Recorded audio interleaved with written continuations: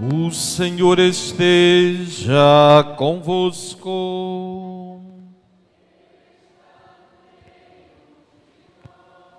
Proclamação do Santo Evangelho de Nosso Senhor Jesus Cristo, segundo São Lucas.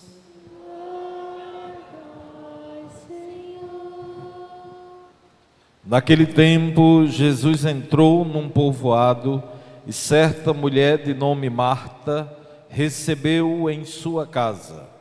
Sua irmã, chamada Maria, sentou-se aos pés do Senhor e escutava sua palavra. Marta, porém, estava ocupada com muitos afazeres. Ela aproximou-se e disse: Senhor, não te importas que minha irmã me deixe sozinha com todo o serviço? Manda que ela me venha ajudar. O Senhor, porém, lhe respondeu: Marta, Marta, tu te preocupas e andas agitada por muitas coisas, porém uma só coisa é necessária. Maria escolheu a melhor parte e esta não lhe será tirada. Palavra da nossa salvação. Glória a vós, Senhor. Caríssimos irmãos e irmãs, neste 16º domingo do tempo comum, a Igreja nos dá a oportunidade, conforme o tempo litúrgico comum, de revisarmos a nossa vida, o caminho do discipulado de Jesus. E de modo especial, o Santo Evangelho que acabamos de ouvir nos fala de como nos comportar, qual o limite nós precisamos impor na nossa vida cotidiana. Nós andamos também preocupados com muita coisa. Quantas preocupações desnecessárias, quantas correrias vazias, inférteis, quantas coisas nós às vezes corremos para dar conta, mas que de fato nos tornam mais vazios do que nunca, porque uma só coisa nos basta. Mas nós precisamos não só de discernimento, mas de sabedoria para poder perceber na nossa vida aquilo que podemos deixar e o que é que verdadeiramente devemos abraçar. Jesus visita a casa destas duas irmãs e do seu irmão Lázaro. Duas maneiras diferentes de viver. Jesus não está condenando a maneira de Marta, porque deve fazer muitas coisas. Nem tampouco está exaltando simplesmente a figura de Maria, porque está aos seus pés e porque escuta atentamente. Mas Jesus está lembrando que, quando Ele está presente, nós precisamos deixar tudo e darmos exclusiva atenção a Ele. Ou seja, Ele precisa ter o primeiro lugar na nossa vida. Ele precisa ocupar o centro da nossa existência, que nós precisemos trabalhar, dar conta das nossas responsabilidades, pagar as nossas contas, viver aquilo que devemos viver. Isso é verdade. Nós não podemos viver de forma ociosa, ou na irresponsabilidade, ou na velhaquice, na ignorância. Não, de forma alguma. Um cristão, um consagrado, que vive na ociosidade, está com a porta aberta para o inimigo. Já disseram os antigos: mente vazia, oficina do diabo. Nós não podemos viver na ociosidade. São Paulo já havia alertado na sua carta: quem não quer trabalhar também não deve comer. Não devemos ser pesados a ninguém, sobretudo nas nossas famílias. Quantos filhos dependem do pai, da mãe, porque ainda não tem coragem de avançar para trabalhar, para se esforçar.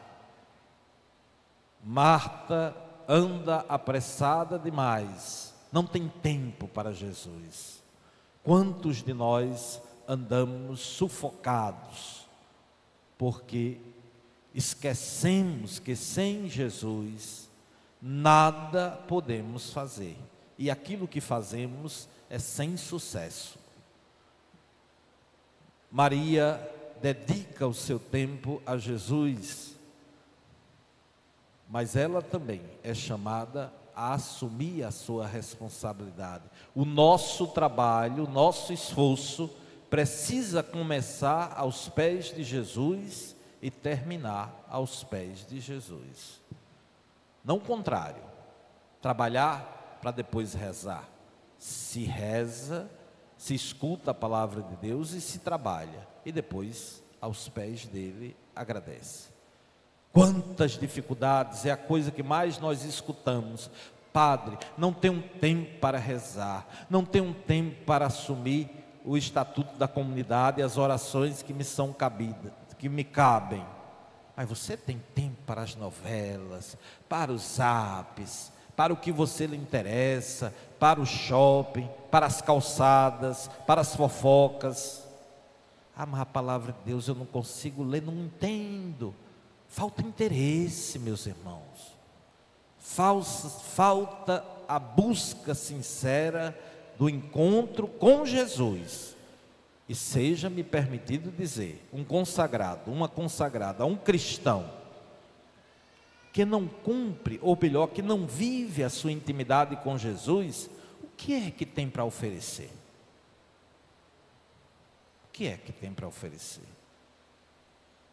É o mínimo que nós podemos fazer, é estar aos pés de Jesus quando nos cabe. É o mínimo que nos compete ser responsáveis com aquilo que nos foi oferecido. A missão, o trabalho, tudo deve ser oferecido ao Senhor, porque tudo pertence a Ele. De modo que a primeira leitura de hoje, retirada do livro do Gênesis, recorda como Abraão, no meio do calor do dia, sai fora de sua tenda para acolher 3 desconhecidos, e será através desses 3 desconhecidos que Deus visitará Abraão e lhe dará a graça de um filho, mesmo sendo idoso e a sua mulher sendo estéril. Ou seja, a hospitalidade, a caridade deve ser a marca nossa do cristão. São Paulo, na segunda leitura de hoje, vai nos dizer que o mistério de Jesus nos foi revelado. Nós o temos e o conhecemos na palavra, na Eucaristia e nos irmãos.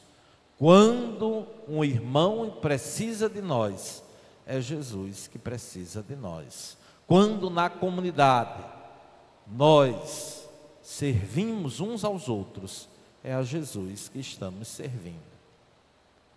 Ah, quem é essa pessoa da comunidade? Nem conheço. Como é que você é de uma comunidade e diz que não conhece o outro? Não passa, não fala, não tem uma palavra, é indiferente. Imagine se na comunidade somos assim, imagine no mundo. Que espécie de consagrado, de cristão somos nós, que nem a proximidade dos outros somos capazes. É preciso fazer cair por terra toda espécie de barreira que nós vamos criando, porque Deus nos visita através dos irmãos, e quando rejeitamos alguém, nós rejeitamos a presença do próprio Jesus. eu tive fome, eu tive sede. Quando fizestes isso a um dos menores dos meus irmãos, foi a mim que o fizestes.